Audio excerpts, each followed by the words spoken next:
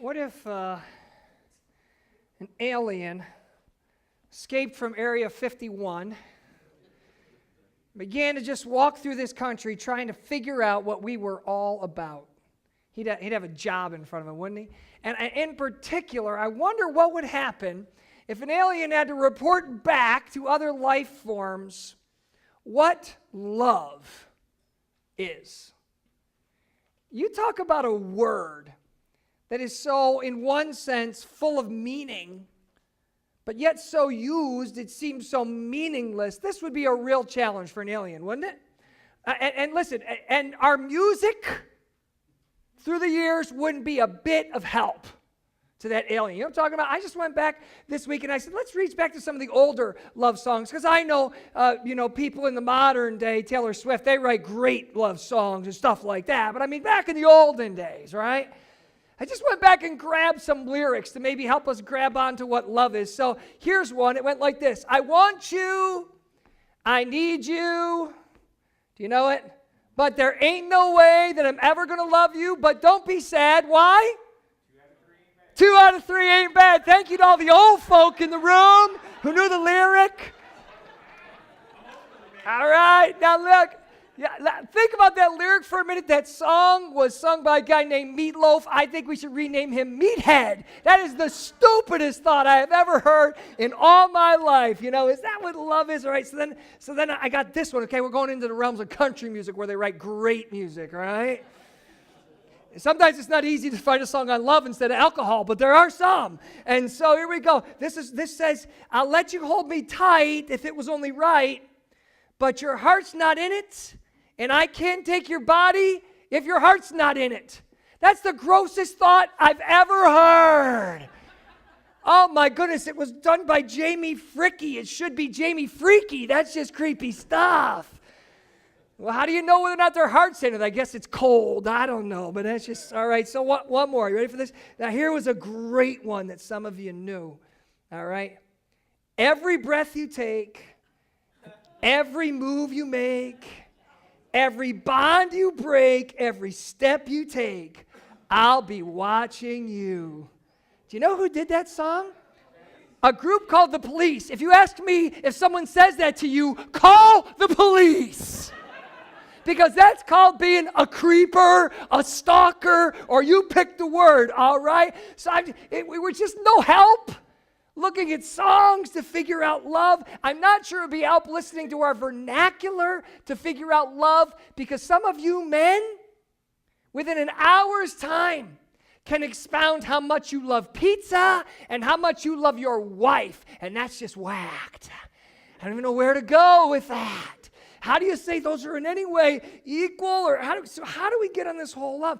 Now, it seems to me, however, that if we really dug deep in trying to understand what love really is, Christians ought to be the best people on the planet to answer the question.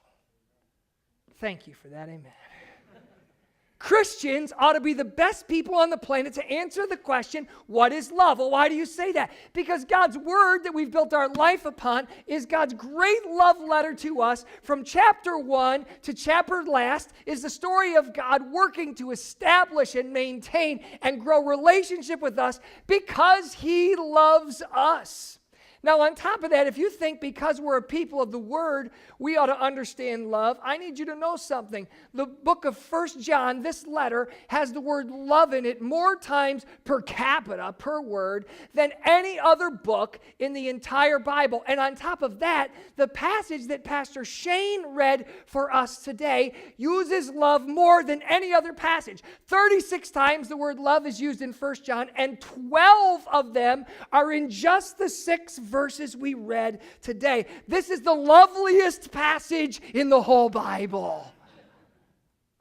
All about love. And so it seems to me that Christians of all people, should be able to make a better commentary about love than anybody. If you're with me, say, you got that right. You got that right. All right, now, so if that's true, that Christians ought to understand love better than anyone else, then shouldn't it be true that the world, when they look at us, goes, hey, if we need someone to lead the way in love, Just watch those Christians, right? Isn't that the way it should be? We should understand love better than anyone else. And so it dawns on me that maybe someone would say, those Christians dress different than the rest of us, but they sure do show love. Those Christians still read and ascribe to a book that's 2,000 years old, and we're non-believer talking now. I don't understand exactly why they do that. But boy, they sure do know how to show love. They spend their Sundays different than I do. Man, they sure do get it when it comes to love. They have all this theology that I'm not sure I understand, and they got a God who's like simultaneously 3 in 1. I don't get that. Someone's going to explain that to me. I don't understand that. Boy, I'll tell you this, though. When you need to see someone who really loves, boy, look at those Christians. Those Christians sure have a different world view than I do, someone says. But I'll tell you this, they sure know how to love. Richard Meeks is the district superintendent of the Wesleyan Church in East Michigan. And East Michigan's been in the news a lot in the last year because of the Flint water crisis. And if you're not real familiar with the Flint water crisis, it is a tremendous tragedy because there's an entire urban area that cannot get access to good water. And they are so reliant on things that others are doing, including our government, to try to go in and figure out what's going on. And so the other day, Richard Meeks, the DS, called Joanne Lyon, our general superintendent, and she picked up the phone. As she picked up the phone, she was walking into the White House because it's amazing the favor God has granted to the Wesleyan Church, and in particular to our general superintendent, Joanne Lyon, who leads in many tremendous ways that even the United States government has paid a lot of attention to. And so she was headed in to meet with the committee, and so she gets this call from Richard Meeks. She's just about to head into the White House, so it's probably just about the end of where she was going to be able to use her phone. And he says, Joanne, can you get the word out more that we need more Wesleyan help up here where we're ministering in Flint? And Joanne says, tell me about what we're doing up in Flint. And he said, every Saturday we are delivering, are you ready for this? Between 120 and 180,000 water bottles in Flint. He said, but it's not just that we're delivering water. Other groups are doing that. He says, but we Wesleyans have chosen in particular 2 humongous inner city projects where the government won't go. And she said, why won't the government go there? And he said, because it's too dangerous there. There's too much gang activity, and so they've decided not to go there. And the Wesleyan Church said, you know what? Someone's got to bring water to those underserved people. And every Saturday, a bunch of bold Wesleyans, now so far 365 of them who've participated from over 8 different states, go on into those places. And so Joanne heard this, all right, we're going to have to get the word out to get more help, hangs up her phone, goes in. So she goes in and she's got a meeting with the Secretary of Health and Human Services, a woman that's named Sylvia Burwell. And so we sit down and they get talking. Well, I wasn't there. They sit down and they get talking. And so Joanne begins to talk about this, what's going on in Flint and what the Wesleyan Church is doing there. And the Secretary of Health and Human Services said this. If you think our government never catches on to things, sometimes they do. She said this, there are things that only the community of faith can do, things the government cannot do. Come on, folks. If anybody ought to know how to love, the Church of Jesus Christ ought to understand how to love. So Joanne leaves that meeting, and she goes back out, and she goes back to her offices and all that.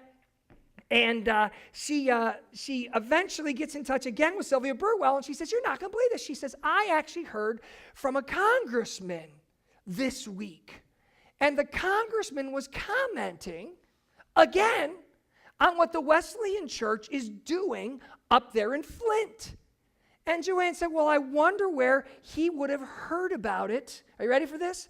And the congressman had told the Secretary of Health and Human Services that his source for where he heard what the Wesleyans were doing was the LGBT. You know who that is, right? Lesbian, gay, bisexual, transsexual representative and lobbyist who came to see that congressman and said, let me tell you something, that Wesleyan Church, they are really doing something to make a difference in Flint, Michigan. Go figure. And the first part of this week, before I'd heard that story, I was asking myself, how are we going to segue from a sermon last weekend on convictions and the importance to stand on convictions? And I sat right here and we stopped preaching and just had a talk. You remember that. And we talked about what's going on with all the bathroom controversies and all that stuff and the importance of convictions. And I said, how am I going to transfer these thoughts now and move and transition from convictions to love? And then I sat in a meeting with Joanne Lyon and heard the story that does the work for us. Because I want you to know something. The world does not sit up and take notice of the church because of our convictions. They sit up and take notice of the church because of our love. And let me repeat it because we need to hear it again, and then we need to clap 3 times as loud. And it goes like this. The world doesn't sit up and take notice of the church because of our convictions. They do so because of our love. Come on, let's give praise to the God who loved us.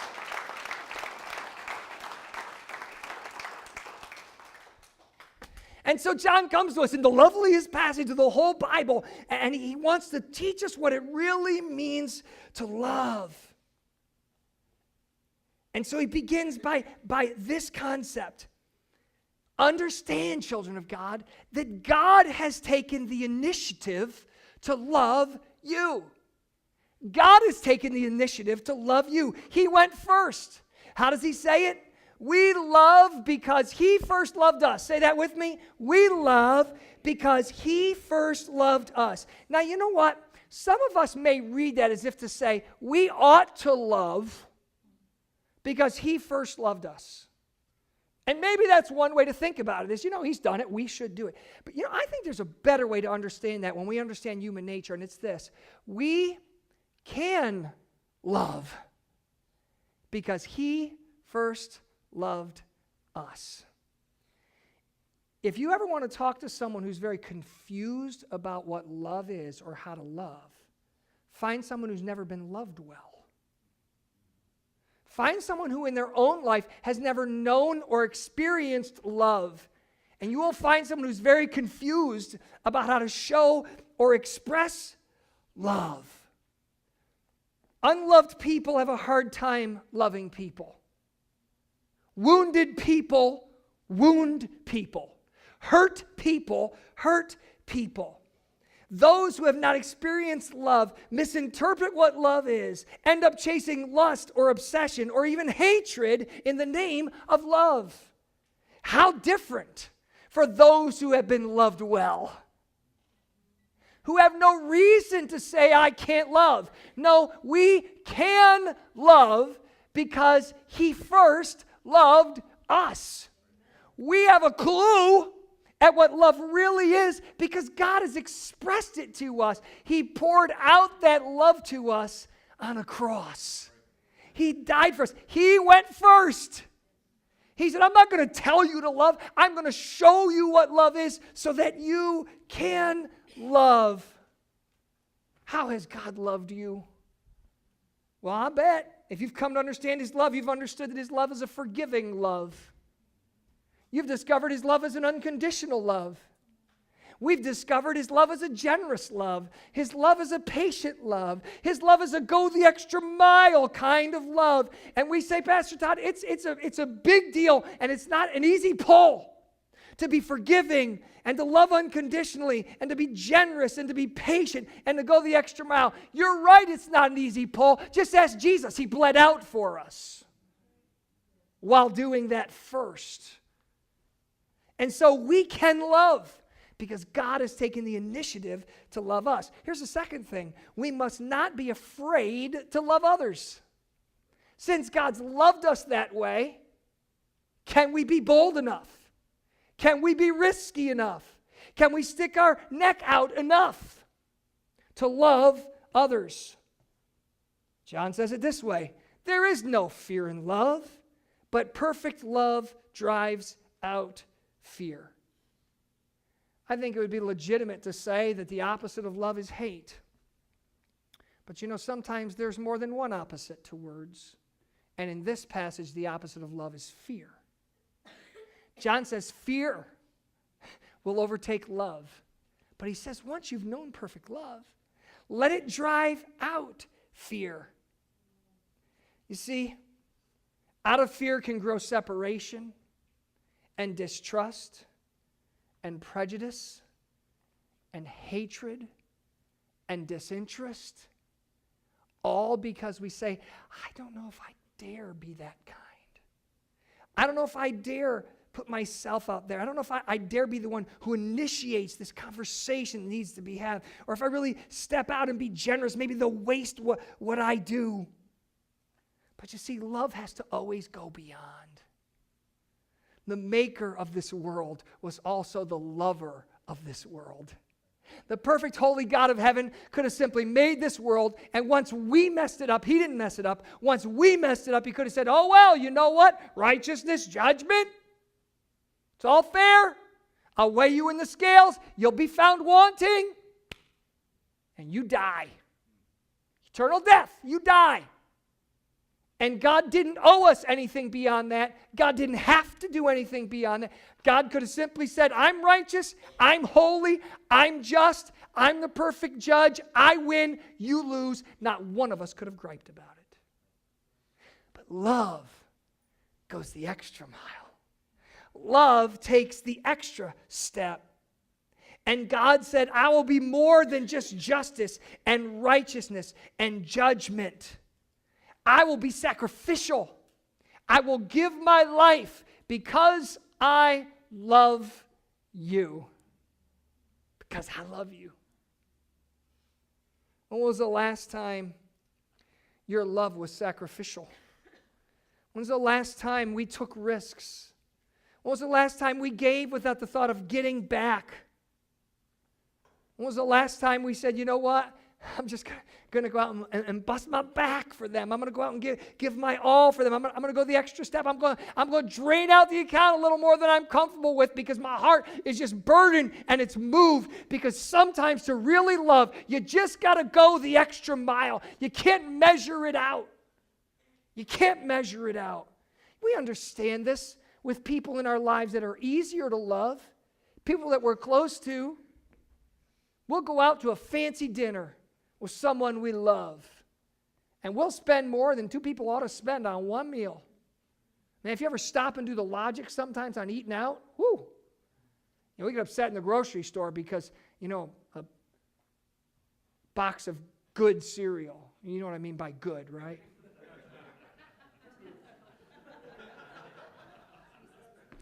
The bright, colorful box, put it eye level of kids. Those good cereals. What? It used to be $2.75, $3.25. Oh, the injustice. Get upset over 50 extra cents, right? We'll go out to eat and drop $50, go to a fancy restaurant, drop $75 or $100 in one meal. Half of our grocery account for the week. We say, well, you know what, we love each other. We just went and did it. You just went the extra mile. We can do that. And it's not a matter of logic. You know what, folks, I want you to know something. To love people that are hard to love, you're never going to get there by logic. You're never going to get there by metering it out. You only get there by saying, I can love because God has loved me, and I can be unafraid to be generous and kind and forgiving and understanding to a world around me because it's going to have to go an extra step beyond just what they deserve.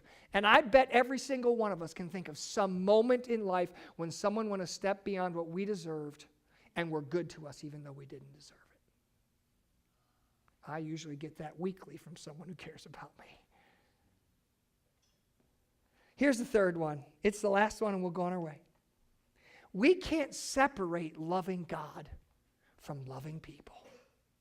Folks, I really think we've hit the guts of the passage when we get to this. I want you to say that with me. We can't separate loving God from loving people. Look how he says it in verse 21. For anyone who does not love his brother, whom he has seen, cannot.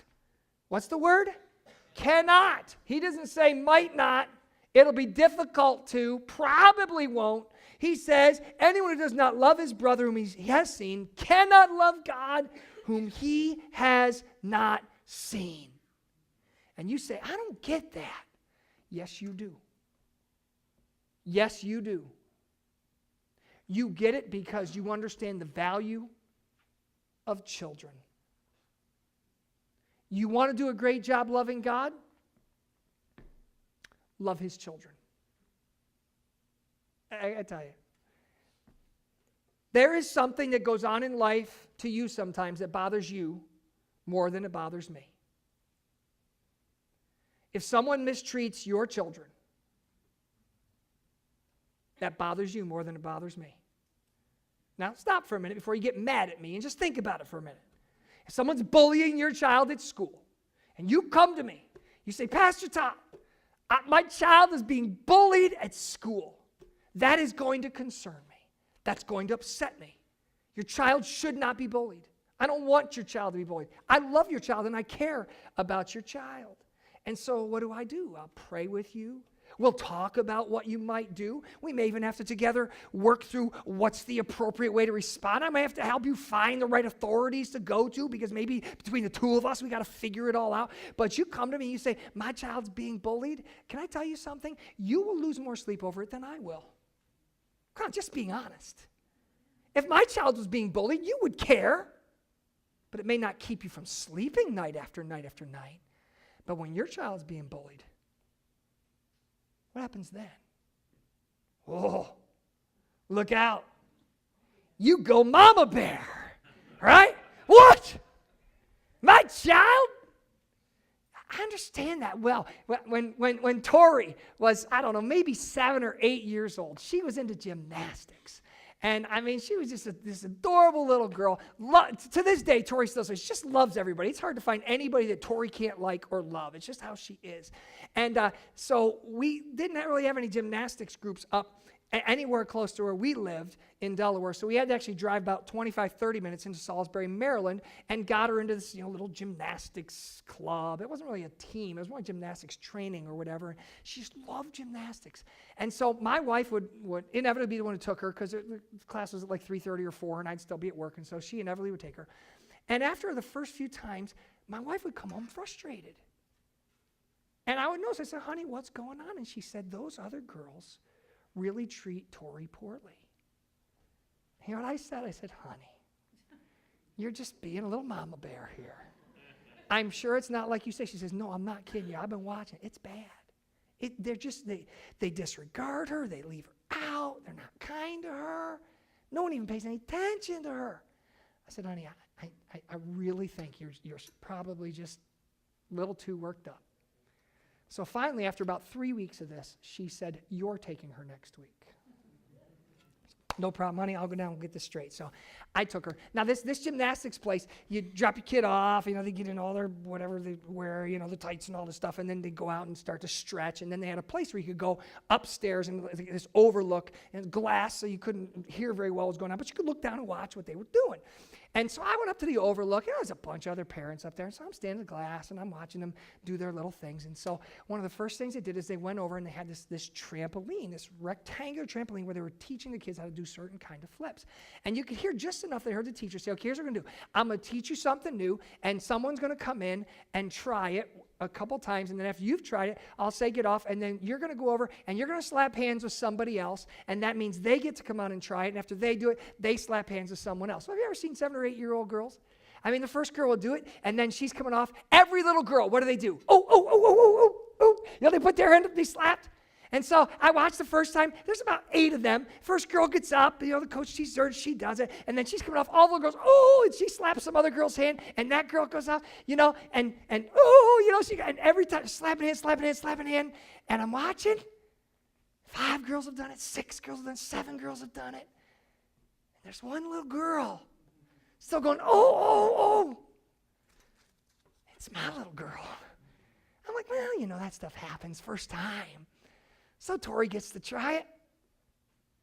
And so then she gets off, and the coach calls some other girl up and teaches her. Says, all right, after you do it, you slap another hand, and back we go. All the girls with their hands. And I watch 1 girl, 2 girls, 3 girls, 4 girls, and they'll go right past Tori to slap hands with some other girl. And I began to learn 7 of the 8 girls are from Salisbury, Maryland, but Tori was from Seaford, Delaware. I watched it happen twice, where the last girl would be like, I guess she's the only one left, and she'd do it. And so then, after the 3rd time, at least the coach was considerate enough. He saw what was happening, so he brought Tori up so that she could do it first. And when Tori was done flipping, all the girls are kind of like, okay, you can pick me if you want.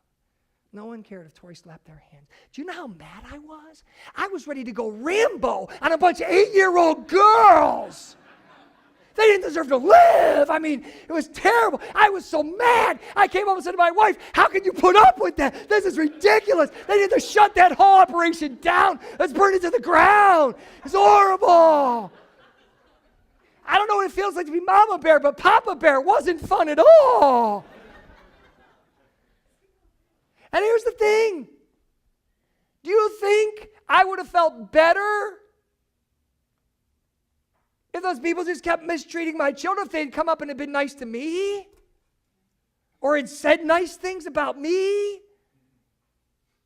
Or gave me money? Or came and listened? Or brought gifts? Or praised my holy name? Oh. You all right? Did you get it? Do I got to go back? Because I really don't think I need to. How can we come and say, God, we love you. Here's our gift. Here's our offering. We're singing to you, God. We're praising your holy name. God, we think you're great. We don't like your children at all. And we don't treat your children right. But God, we love you. And God says, well, time out. You can't separate the two. You can't say, God, I love you, without answering the question, yeah, but how are you treating my children?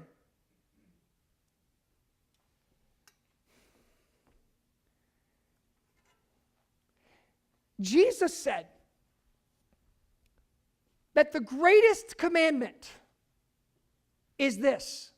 Now, I want you later to go back, and in a minute we'll flip forward to a passage that will give us some instruction on this. But you can go back later today and look at this. The greatest commandment, Jesus said, singular, is love the Lord your God with all your heart, soul, mind, and strength. And then he said, and the others just like it. He says, sits at equal weight. You know, it's interesting that Jesus never said, once you get the first one down, move on to the second. He said this, all the law and the prophets hang on this. Love God with all your heart and love your neighbor as yourself.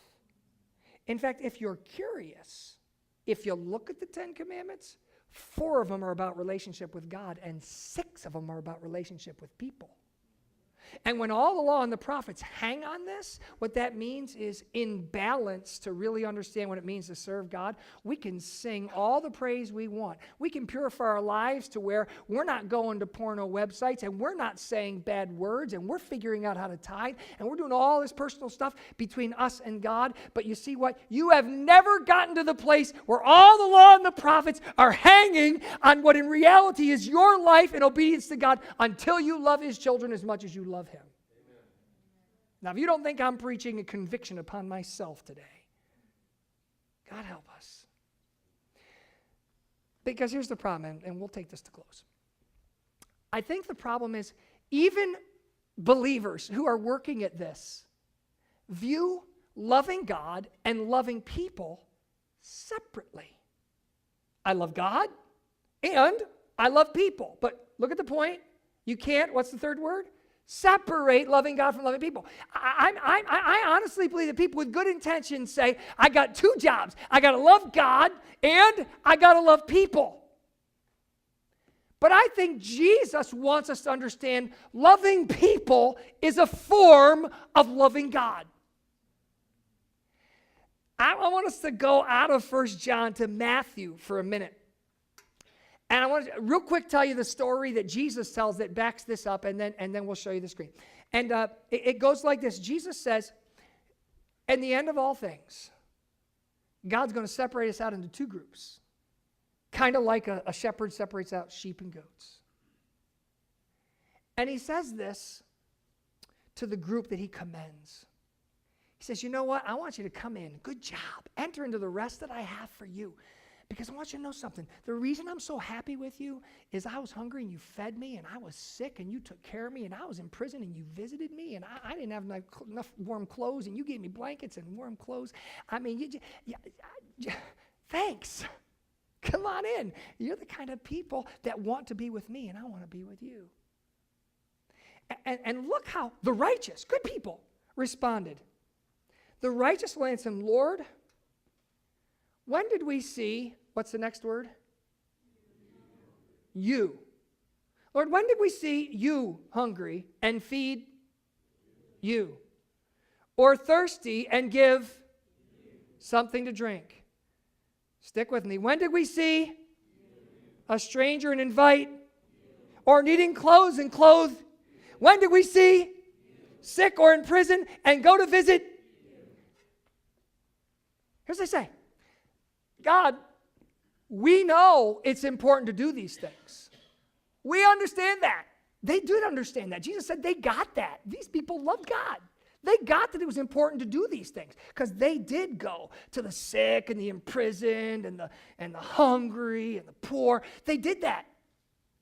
But they're a little confused. They say, Jesus, we remember doing those things and we understand they're important, but when did we ever see that it was you? I don't recall, Lord, ever seeing you there. And look what it says.